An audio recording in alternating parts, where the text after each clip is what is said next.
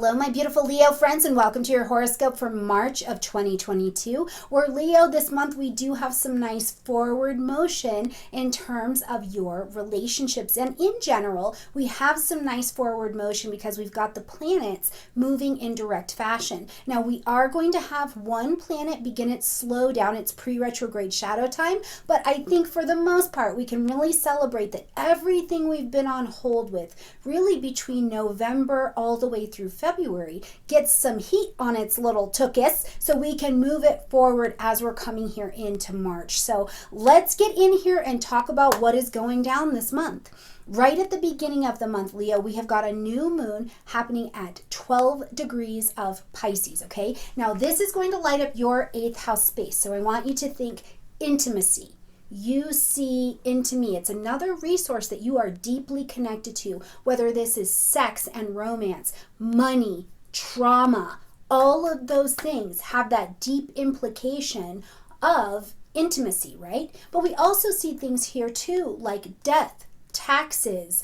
Astrology lives in the 8th house as well. But we also have other things that I think are really neat to consider, like collaborations. So if you're out and you're looking for people or resources or companies to collaborate with, you have some nice energy here at this new moon to plant your seeds of intention, to give this some fresh wind or have this take on a new beginning in some way. And the most beautiful part about this is that I think there's a really nice alignment happening with Jupiter, which happens to be one of Pisces' ruling planets in the first place. So what you want has the ability to grow and to move forward and expand you out of your horizons, but you've got to be intentional about what you plant at a new moon, because for good or for ill, whatever we plant, we're going to work on, right? And that's not fear-based. It's about slow down, be intentional with what you want in this area, okay?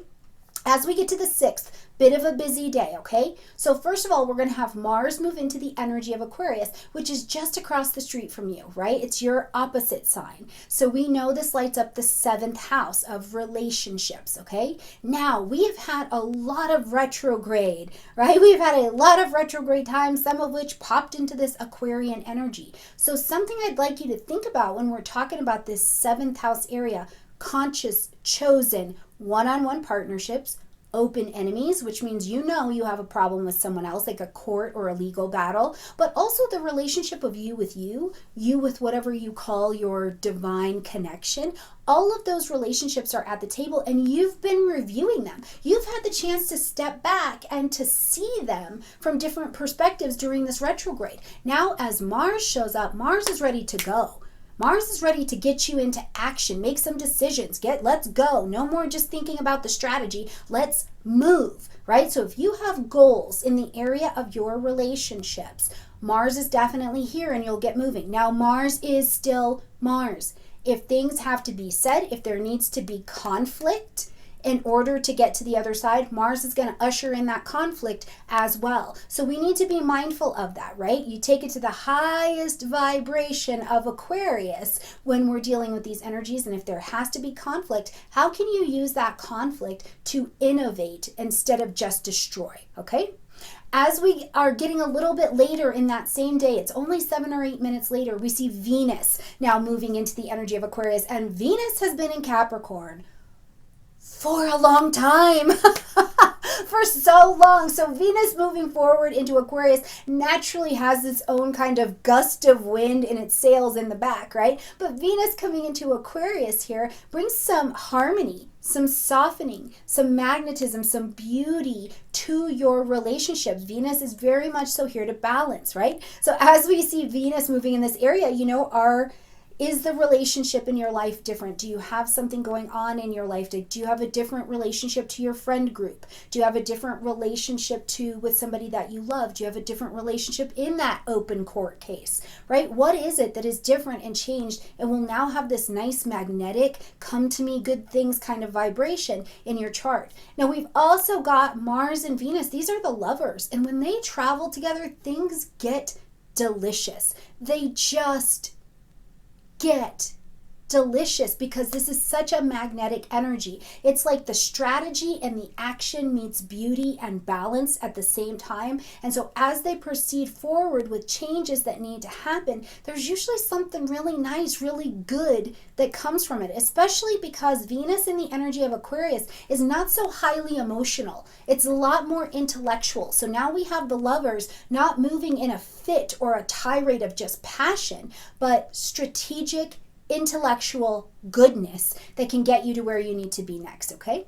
When we get to the 7th, we're going to see Neptune enter that pre-retrograde shadow time at 22 degrees of Pisces. So note that down on your chart because we're going to start to see where some of the lessons are. Now, Neptune won't actually take that retrograde in Pisces until June, but you can note that the retrograde time frame and the degrees are going to be between 22 and 25 degrees of Pisces, okay? On the 9th, we see Mercury move into the energy of Pisces. Now, Mercury is considered to be in fall or not its most powerful in this particular area. So think about, like when your mind is not at its fullest, like you're just kind of having a brain day where you're like, oh, I can't brain today. You know what I mean? It's like that, which means you're not going to get that full forward focus of Mercury getting details and facts and being sharp and being quick. Instead, Mercury, just like we do on the days where we can't brain, you know what I mean? We have to slow down and go, okay, wait a minute. What is my intuition telling me?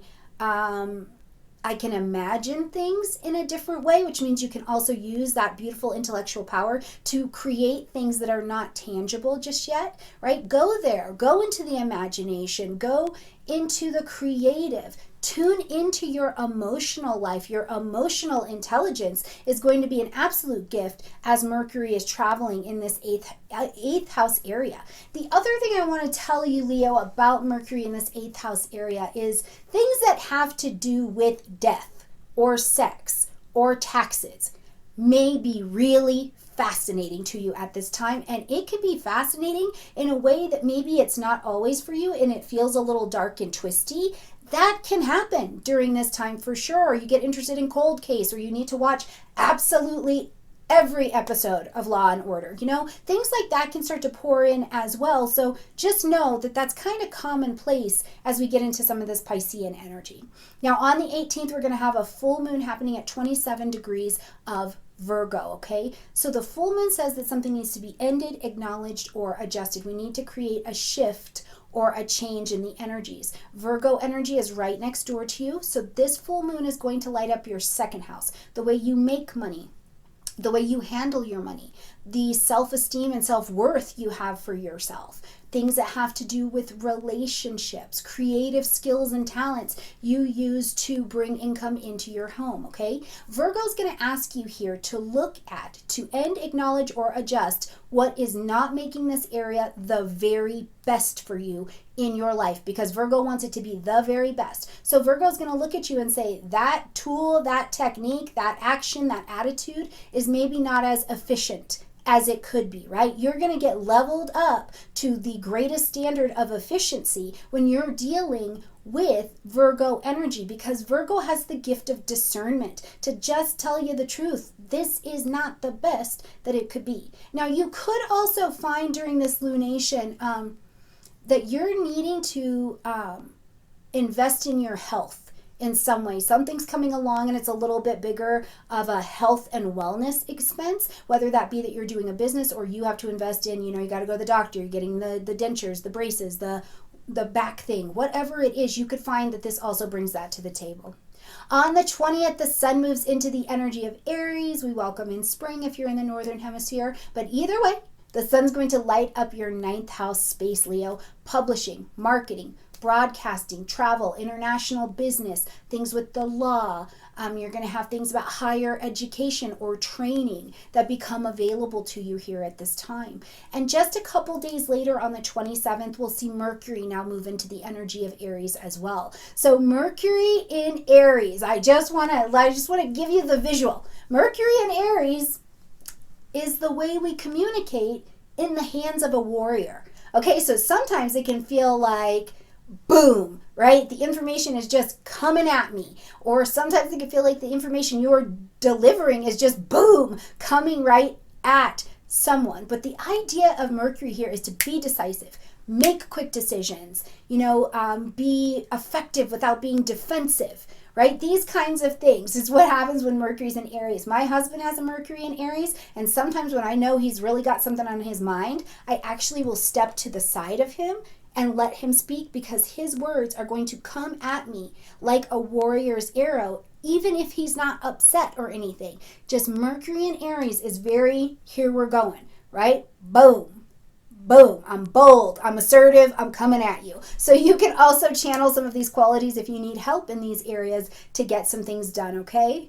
My beautiful Leo friends, please let me know how the month goes for you. Let me know what's changing for you in your relationships. I would really love to see and hear how this last retrograde energy, now being met with some forward progress, is shaping up and panning out for you, okay?